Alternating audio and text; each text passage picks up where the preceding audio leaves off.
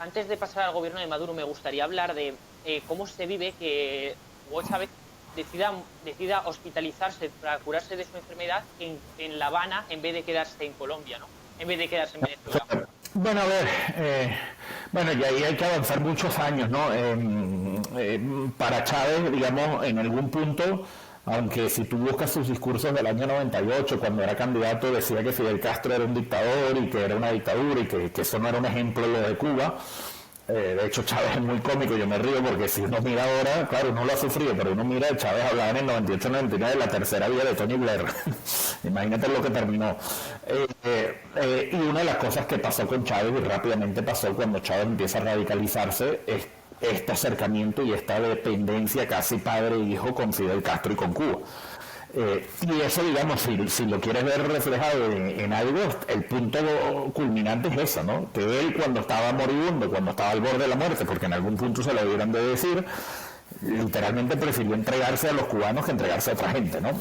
Eso te habla un poco del nivel de cooptación, yo no sé si secuestro es la palabra, que tuvo Chávez con los cubanos. Lo que sí te puedo decir, más allá que en su momento en Venezuela no sorprendió, porque ya te digo, era año, creo recordar que cuando él hace público que está enfermo en 2011, que se fuera a Cuba a tratarse, digamos, no sorprendió en el sentido, bueno, ya se sabía esta admiración, esta devoción por Cuba, él hablaba de la medicina cubana, de los médicos cubanos, etcétera. Entonces eso no sorprendió tanto. Lo que sí es que esto se convirtió en un secreto de Estado donde en Venezuela no se sabía nada realmente de cuál era el estado de Chávez. De hecho, ya tú lo habrás visto, el estado de salud, ya tú lo habrás visto. Durante mucho tiempo corrió la versión que Chávez murió a finales de diciembre de 2012. Y a ver, eso a día de hoy no hay forma de documentarlo, no hay forma de...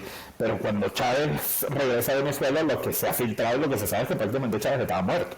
O sea, si no muerto definitivo, estaba ya en un estado de que se sabía que no había vuelta atrás. Y todo eso tiene una explicación y eso justifica el origen. Y yo creo que eso justifica el origen y marca, digamos, toda la naturaleza del régimen de Nicolás Maduro. Y es que eso básicamente, ¿qué explicación tenía? El chavismo necesitaba, Chávez termina ganando esas elecciones en octubre de 2012, una reelección, por cierto, adelantaron las elecciones de octubre porque sabían que él no aguantaba, porque normalmente las elecciones presidenciales en Venezuela eran en diciembre del año de que toca la elección presidencial. La adelanta a octubre y él después en noviembre, diciembre vuelve a decir de ese mismo 2012 que bueno, que está otra vez que ha recaído, que tiene que volver a Cuba a operarse y que si a él le llega a pasar algo, le dice a sus militantes, a sus seguidores, que escojan a Nicolás Maduro como su sucesor. Entonces el chavismo, ¿qué hizo? Necesitaban alargar la agonía de Hugo Chávez para que Maduro se posicionara, porque Maduro no era un tipo popular, más allá que era un tipo conocido, porque Maduro fue, bueno, había sido primero diputado, constituyente, etcétera, y después fue muchos años canciller del propio Chávez. Pero no era un tipo ni de luego carismático, de hecho, a día de hoy no es carismático tampoco, ¿no?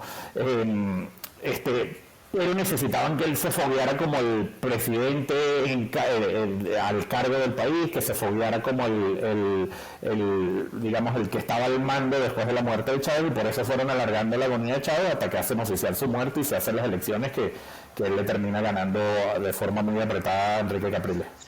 Se ha cortado un segundo. Se ha cortado desde que dices que Maduro no era un hombre conocido era un hombre conocido, pero no era un hombre querido, ¿no? Era un hombre conocido porque fue canciller muchos años de Hugo Chávez, había sido antes diputado, constituyente, etcétera, pero no era un tipo popular, no era alguien que la gente veía como el sucesor de Chávez. De hecho, durante mucho tiempo se pensaba que iba a ser Diosdado Cabello. Entonces, claro, el chavismo necesitaba alargar esa agonía de Chávez para que Maduro estuviera como el presidente a cargo mientras supuestamente Chávez se estaba recuperando en Cuba, y eso lo alargaron hasta que pudieron para posicionar a Maduro, pero también además para cuadrar todo, digamos, lo rápido que necesitaban hacer la elección para que la oposición no pudiera prepararse esa elección. Y de hecho, entre que se da la muerte de Hugo Chávez, que fue en marzo del 2013, no recuerdo qué día fue ahora, se me escapa el día, pero bueno, desde que dan el día hasta que se hace la elección prácticamente pasó un mes o menos de un mes, y la oposición no tenía cómo, digamos, prepararse para una nueva campaña electoral y bueno, eso fue lo que le permitió a Maduro asegurarse, digamos, seguir en el poder.